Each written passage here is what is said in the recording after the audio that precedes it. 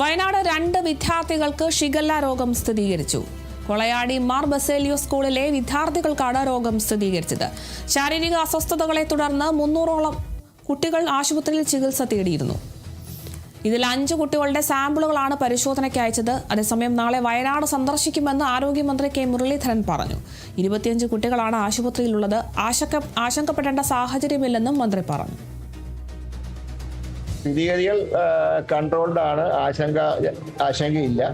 25 കുട്ടികളാണ് ഇപ്പോൾ സുൽത്താൻ ബത്തേരി താലൂക്ക് ആശുപത്രിയിൽ അഡ്മിറ്റ് ചെയ്തിട്ടുള്ളത്. ആർക്കും സീരിയസ് അല്ല. പിന്നെ കോഴിക്കോട് നിന്ന് പോയൊരു മെഡിക്കൽ ടീം അവിടെ തന്നെ ക്യാമ്പ് ചെയ്യുന്നുണ്ട്.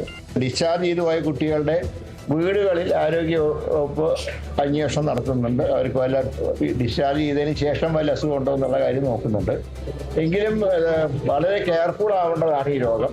അതുകൊണ്ടാണ് ഫുഡ് ആൻഡ് സേഫ്റ്റി കമ്മീഷണറോട് എല്ലായിടത്തും ശക്തമായി പരിശോധന നടത്താൻ പറഞ്ഞിട്ടുണ്ട്. വൃത്തിഹീനമായിട്ടുള്ള തട്ടുകടകളൊക്കെ പൂട്ടിക്കേണ്ടി വരും. അക്കാര്യത്തിൽ യാതൊരു രാഷ്ട്രീയം കൂടാതെ നിലപാട് സ്വീകരിക്കും. അല്ലെങ്കിൽ ഇത് കൂടുതൽ ബാധിക്കുന്ന കുട്ടികളെയാണ്. വയനാടും 2 വിദ്യാർത്ഥികൾക്ക് ഷിഗല്ല രോഗം സ്ഥിരീകരിച്ചിരിക്കുകയാണ്. മാർ ബസേലിയോസ് സ്കൂളിലെ വിദ്യാർത്ഥികൾക്കാണ് ഇപ്പോൾ രോഗം സ്ഥിരീകരിച്ചിരിക്കുന്നത്. ആശുപത്രിയിൽ പ്രവേശിപ്പിച്ച കുട്ടികളുടെ ആരോഗ്യനിലയൊന്നും ഗുരുതരമല്ല എന്നാണ് ഇപ്പോൾ മന്ത്രി വ്യക്തമാക്കിയതെങ്കിലും ജാഗ്രതാ നിർദ്ദേശമൊക്കെ തുടരണമെന്ന് തന്നെയാണ് മന്ത്രി വ്യക്തമാക്കുന്നത്. ശാരീരിക അസ്വസ്ഥതകളെ തുടർന്ന് 300ഓളം കുട്ടികൾ ആശുപത്രിയിൽ ചികിത്സ തേടുന്ന സാഹചര്യമുണ്ടായിരുന്നു. ഇതിൽ 5 കുട്ടികളുടെ സാമ്പിളുകളാണ് പരിശോധനയ്ക്ക് അയച്ചത്.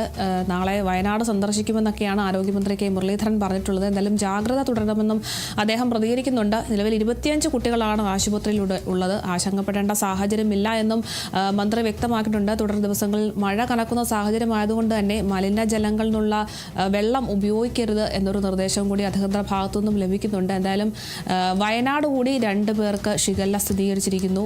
കുട്ടികൾ ഇപ്പോൾ 300ഓളം കുട്ടികൾ ആശുപത്രിയിൽ ചികിത്സ തേടിയിട്ടുണ്ട്. 5 കുട്ടികളുടെ സാമ്പിളുകൾ പരിശോധനയ്ക്ക് അയച്ചിട്ടുണ്ട്. ഗുരുതരമല്ല എന്നാണ് ഇപ്പോൾ മന്ത്രി വ്യക്തമാക്കിയിട്ടുള്ളത്.